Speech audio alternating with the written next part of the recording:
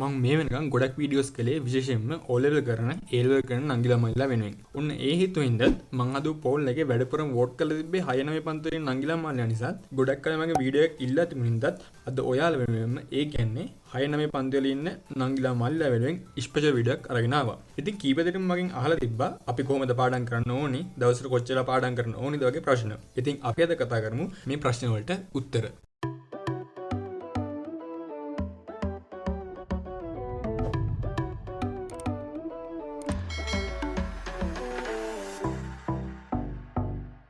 මුලින්ම කියන්න ඕනේ දේ තමයි ඔන්ලයින් ක්ලාසස් එහෙම තියෙන හින්දා දැන් ගොඩක් අය ළඟ ස්මාර්ට් ෆෝන් එකක් ඇති. ඉතින් ඔයා දවසට කොච්චරක් මේ ෆෝන් එක පාවිච්චි කරනවද?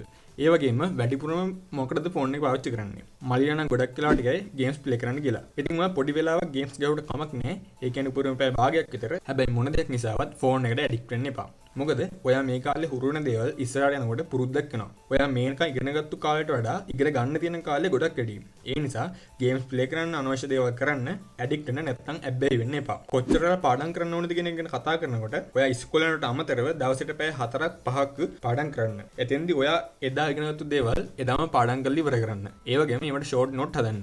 ඒ විෂයන් වලට අදාළ ගෙදරදි කරන්න පුළුවන් පොඩි පොඩි ක්‍රියාකාරකම් තියෙනවා නම් ඒව කරලා බලන්න. මෙහෙම කරන එකෙන් ඒ දේවල් හොඳින් තේරුම් ගන්න, හොඳට හිතා බලන්න ඔයාට හැකියාව ලැබෙනවා. ඒ වගේම ඔයාට හොඳට හිතන්න හැකියාව ලැබෙනවා. ඉතින් ඔයාට ලොකු එක්සෑම් වලට මේ කාලය ඇතුළත මුහුණ දෙන්න වෙන්නේ නැහැ. ඉස්කෝලේ වාර විභාග වලට හොඳට පාඩම් කරලා උත්තර ලියන්න තියෙන්නේ. ඔයා ඒවට පාඩම් කරන එක ඉතාමත් වැදගත් දෙයක්. මොකද ඔයා 15 පන්ති වල ඉගෙන ගන්න දේවල් තමයි 10 ශ්‍රේණියට 11 ශ්‍රේණියට යනකොට තව ටිකක් වැඩිපුර ඉගෙන ගන්න තියෙන්නේ. ඒ කියන්නේ ඔයා 6 පන්තියේ දේවල් ටික හොඳට ඉගෙන ගත්තේ නැත්නම් 7 පන්තියට යනකොට ඉගෙන ගන්න අමාරු වෙනවා. ඒ නිසා පාඩම් කරන එක ඉතාම වැදගත් දෙයක්. එහෙම කියලා නිදි මරාගෙන රැ එළි වෙනකම් පාඩම් කරන්න ඕනි වෙන්නේ නැහැ. එදා දින ටික එදාම පාඩම් කරලා ඉවර කරගන්න ඇති. පාඩම් කරනට අමතරව තව ගොඩක් දේවල් ඔයාගේ දැනුම වැඩි කරන්න පුළුවන්. ඉතින් ඔයාට පුළුවන් හොඳ පොත්, පත්තර හොයාගෙන කියවන්න, කතන්දර පොත් කියවන්න. ඒ වගේම ඔයාට පුළුවන් නම් ඉංග්‍රීසි පොත්, පත්තර හොයාගෙන ඒ දේවල් කියවලා බලන්න.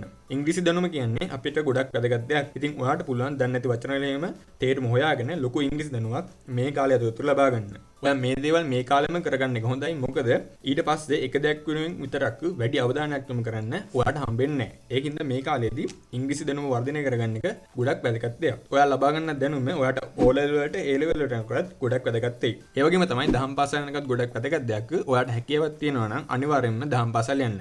ඉතින් ඒ වගේම තමයි සෙල්ලම් කරන එක. අනිවාර්යයෙන්ම ඔයා යාළුවොත් එක්ක හරි තනියම හරි සෙල්ලම් කරන්න. ඔයාට පුළුවන් චෙස් අදින්න, ක්‍රිකට් ගහන්න, ටීවී බලන්න. හැබැයි මේ එක දෙයකටත් වැඩිපුර ඇබ්බැහි වෙන්න එපා. වැඩි වෙලාවක් වෙන් කරගෙන සැහැල්ලුවෙන් කාලය ගත කරන්න ඔයාට මේ කාලේ පුළුවන්. ඉතින් මෙන්න මේ විදිහට ස්ට්‍රෙස් එක නැතුව හොඳට පාඩම් කරලා අමතරටත් කළා ඔයාට මේ කාලේ ගත කරන්න පුළුවන්. ඊට පස්සේ O level වලට A level වලට ආවම ගොඩක් මහන්සි වෙන්න තියෙන හින්දා මේ කාලේ අධික වෙහෙසට පීඩනයටපත් වෙන උවමනා නැහැ. අන්තිමට ඔයාලට කියන්න තියෙන්නේ එදා දින වල ටික එදාම ඉවර කළා පාඩම් කරනකොට හොඳට පාඩම් කරලා අමතර දේවල් කරලා අමතර දේවල් එකතු කරගෙන සෙල්ලම් කරන්න හිතන්න පුරුදු වෙන්න මේ 6 9 පන්ති කියන්නේ ඉතාමත් හොඳ කාලයක්. ඔයාලට ගොඩක් අදගත්ත නම් ලේසියෙන්ම ගණිත සුළු කිරීම කරන්න කොහොමද කියලා මම ෂෝට්ස් වීඩියෝ වලින් ගොඩක් කතා කරලා තියෙනවා. ඉතින් ඒ වීඩියෝ එකත් අනිවාර්යයෙන්ම බලන්න. මේ වීඩියෝ එක වැදගත් වුණා නම් අනිත් අයටත් බලන්න ෂෙයා කරන්න. ඒ වගේම Instagram එක ෆලෝ කරන්නත් අමතක කරන්න එපා. ඊළඟ වීඩියෝ එකෙන් ඉක්මනට හමුවෙමු. හැමෝටම ජය වේවා.